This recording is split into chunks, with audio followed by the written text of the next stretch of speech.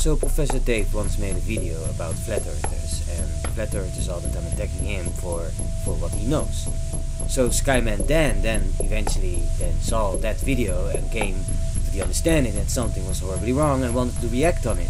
And then I came on, SciManDan's video, and I was like, yo, this Flatzoid, I mean, he needs to be debunked 100%, so I'm also going to react on SciManDan's video in support of SciManDan to actually debunk this flat earther that thinks that he actually has a chance in succeeding any attempt to debunk,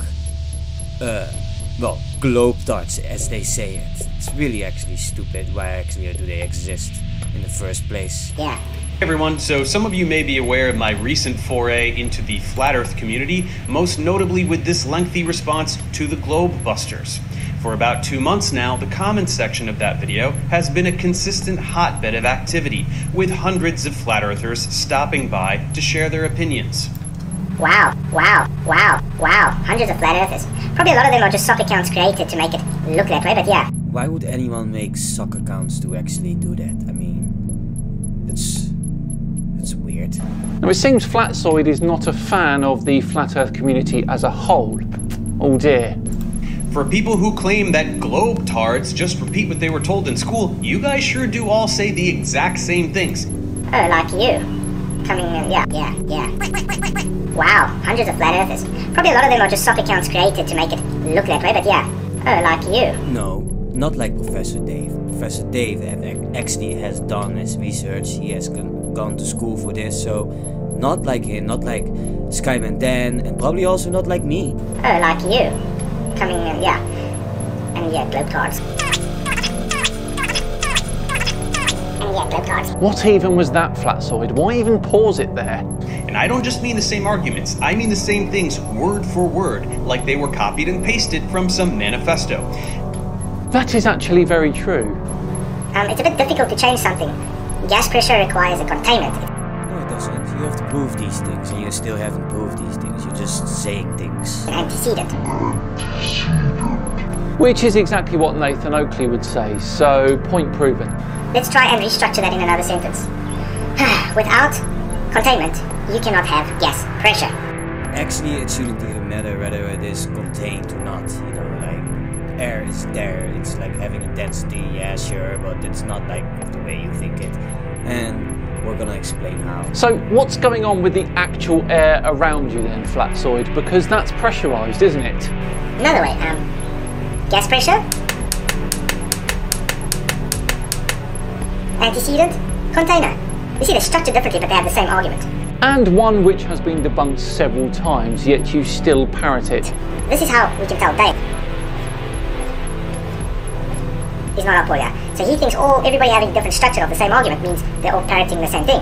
This is him going against the actual argument and obfuscating and doing strawman and red herring fallacies to, not actually rebut their argument. And what argument may that be? I mean, as long as you don't come with proof, nobody's gonna believe what you're saying until you're coming with credible proof. That's what science is about, to prove things, man.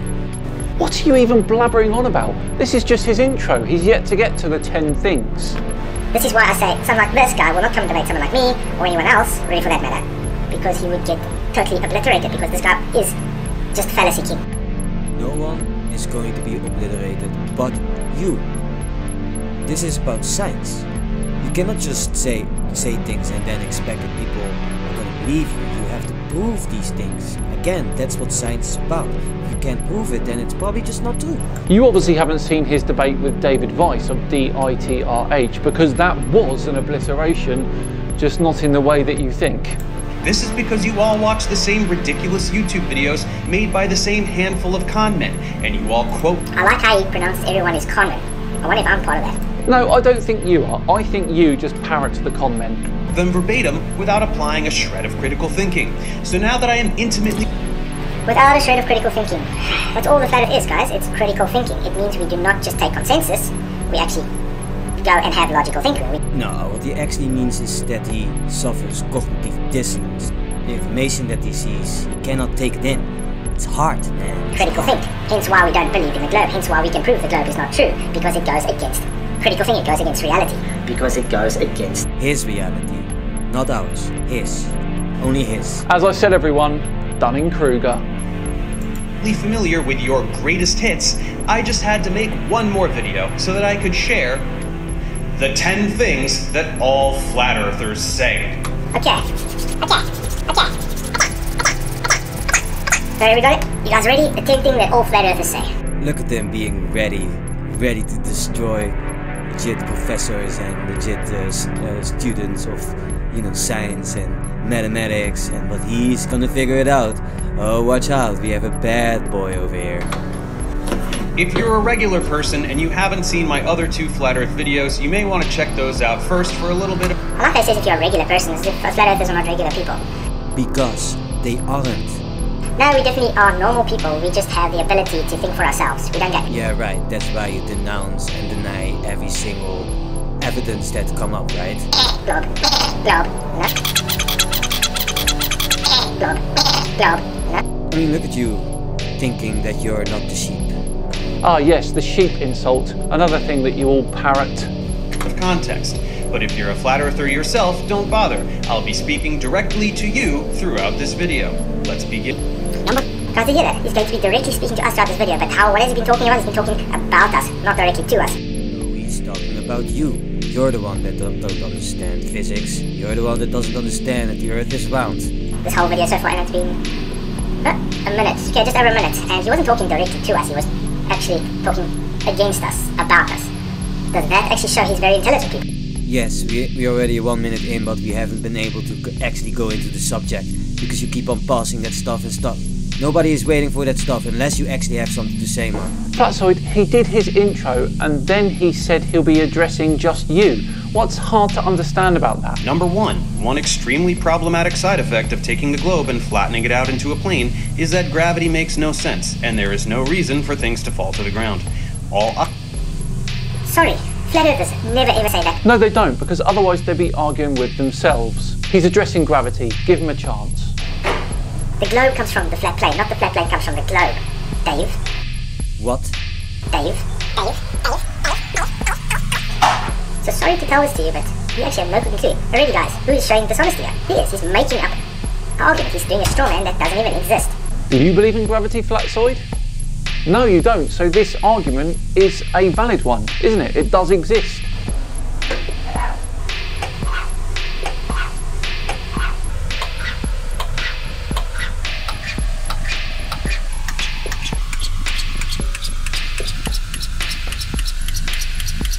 So he's making an argument that doesn't exist, so that's really, really sad. How can I put this to you? Gravity doesn't exist, not professor exist, not professor exist, not professor exist, not professor today. Point proven. The flat plane comes first and then the globe. So don't come and say, we say if you take the globe and flatten it out, then gravity has problems. No. This is a globe strawman argument. Nothing to do with flat earth, by the way. This is a globe straw. No. Well, it is, because without gravity, how do flat earthers explain how things fall? It has everything to do with you, Flatzoid. Objects accelerate towards the ground at 9.8 meters per second squared. That's an indisputable fact. Yes, and it's indisputable fact that we can prove its relative density is equilibrium. Oh my days, not this rubbish again. Flatzoid, you cannot prove that. You just can't. And I believe in the process of trying to prove that, you will discover that there is an intrinsic down direction which can only be described as gravity. Weird, because this apple is denser than the air around it. It cannot support it, so it has to. That, by the way, is just an accumulation of different data points that gives that. So it's an approximation. You can literally figure out the 9.8 meters per second squared on your own, buddy. So no, it's not an approximation. Also, if the air around the apple is less dense than it, words are important, Flatzoid, you said around. Why doesn't the apple go up or sideways? The air above and to the side of it is less dense than it as well. I'll tell you why. Because there is an intrinsic down direction, gravity. And it is also an indisputable fact that any acceleration requires a force. Don't even try to teach them this, Dave. They won't get it. Yes. You guys heard that? Any acceleration requires a force. Last time I heard gravity is not a force. Sure, it's not a force, but it acts like one, so you can actually assume that it is a force, even though you got this, in that case, but there's something, and that something is God, and if you don't want to believe that stuff, he is that force behind it. So it all makes sense, and there's nothing that you can do about it. So you just debunked yourself, so-called Professor Dave. Really, the big is proven has a force attributed to it. Unlike your gravity, it's not a force. The Most High is the absolute force behind gravity. Everything that we have seen in the universe is because of him. He made everything. So the reason why we understand science is because the Most High gave us knowledge. You know, and with this knowledge we started to understand. You know, but he gave us a mind to research as well. You know, he gave us a curious mind. You know, this is what the Most High did. But you're not even Days maybe, because he's kind of atheist. But even to him I would say, you have no power against him.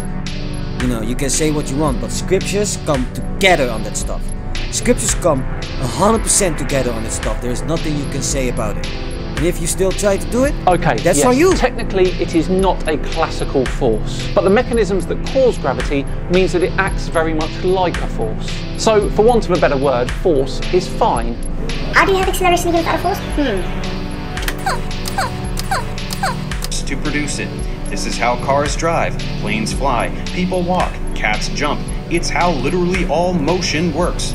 Even charlatans like the Globe Busters accept at least this much, which is why they go off on their rants about magnetic magic. Look at old Professor Dave there, watching old Muggins here on his next up videos. Thanks, Dave. The Book of Enoch and Genesis, they both talk about universe, and it all comes down on what science has already explained. And if you don't understand that, that's because scriptures were not written to you.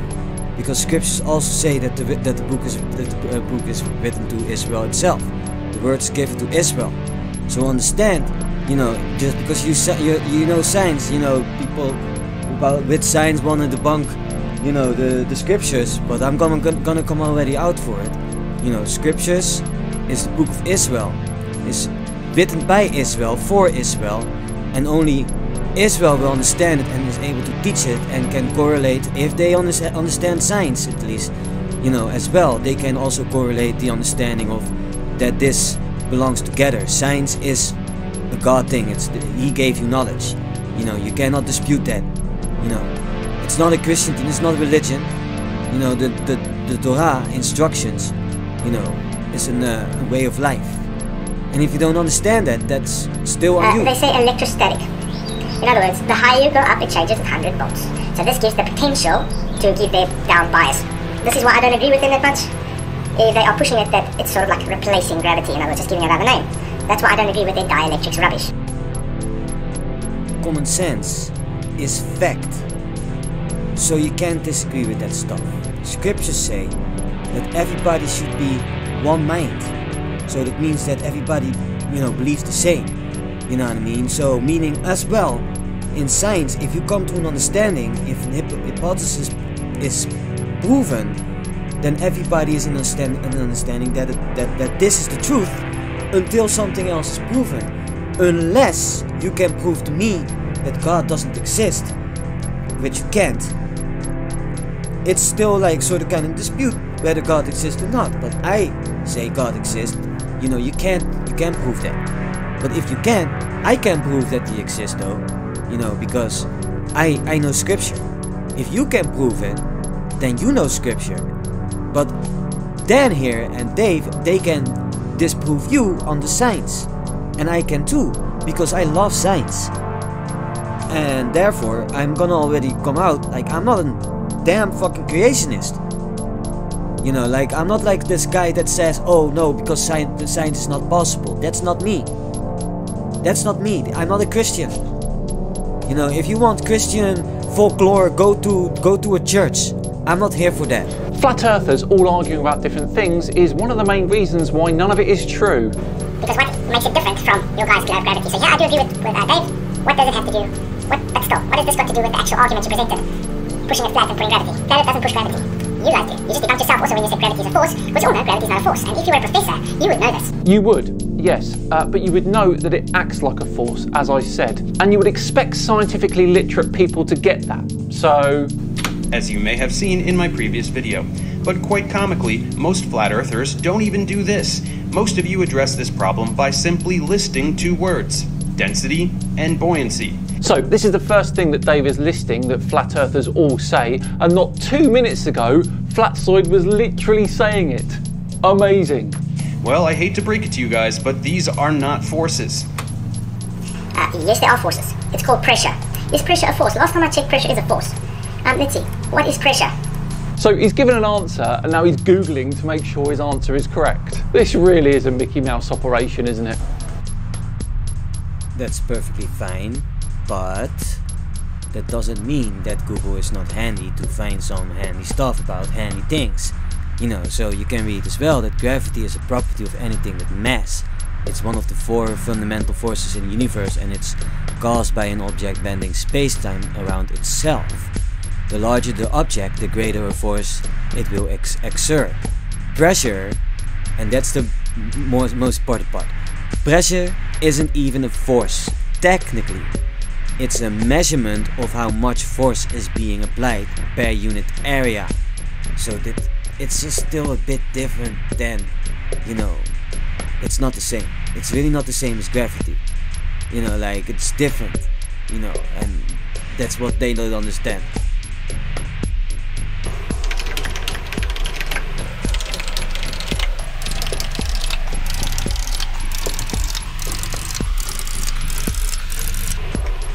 Pressure. To concentrate. Continuous physical force. What is density? It's a force. It's pressure.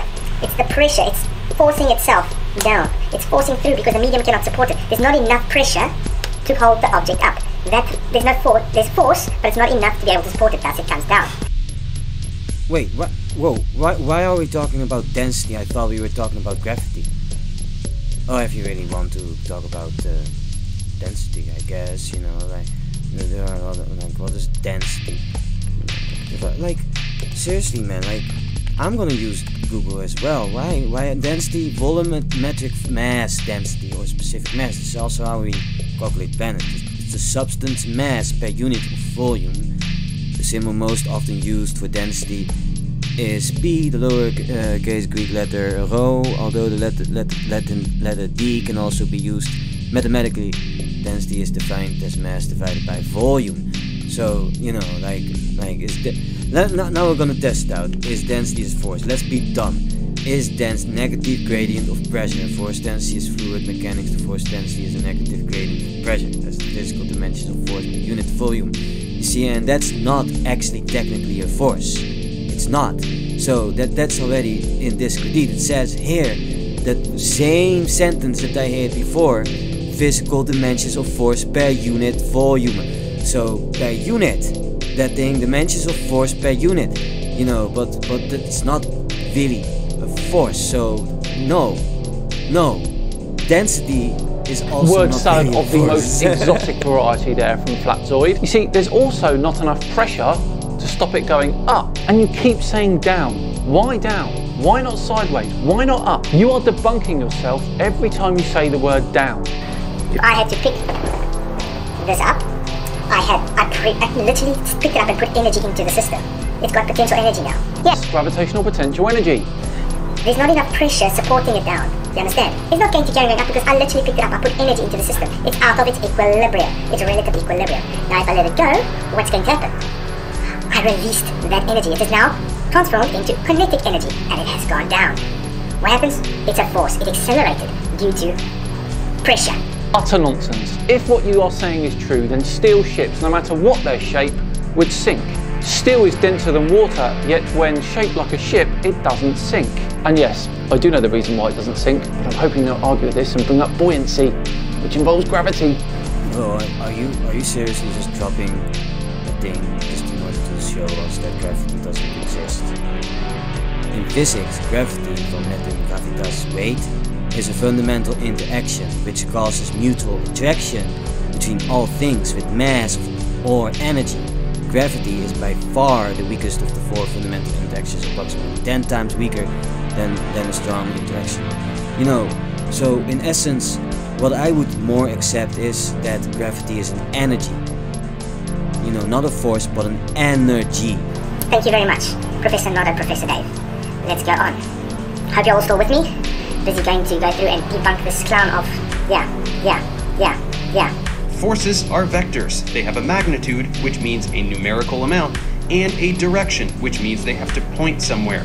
Which we just explained in very short terms, which shows this guy doesn't actually have a flippin' clue what he's talking about, because if he had any logical thinking like he said in the beginning, he would not have actually brought it up as a force, because gravity is not a force. Oh, that's all you. You're the one that actually don't understand what you're talking about, man. Seriously. Like, you just completely confuse everybody, man. Stop talking. Okay then, genius. What's your magnitude with relative density? What's the numerical amount? What unit is relative density measured in? Density is simply mass per unit volume, or how much matter sits in a particular space. Yes, so in other words, density is only one part of relative density disequilibrium.